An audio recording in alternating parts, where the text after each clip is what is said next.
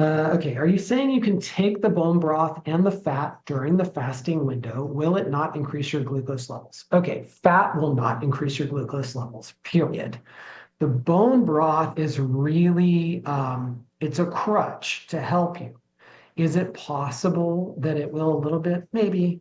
But it's also possible that if you just sip on and have a little bit, it won't affect it. So that's why we call it a training meal. So it can be hard to make the jump from time restricted eating to a 24-hour fast. So it can be really helpful to have some nice, hot, delicious bone broth when you're learning, right? Just like training wheels on a bicycle. When you're learning to ride a bicycle, the training wheels are there to keep you upright so that you don't completely fall down.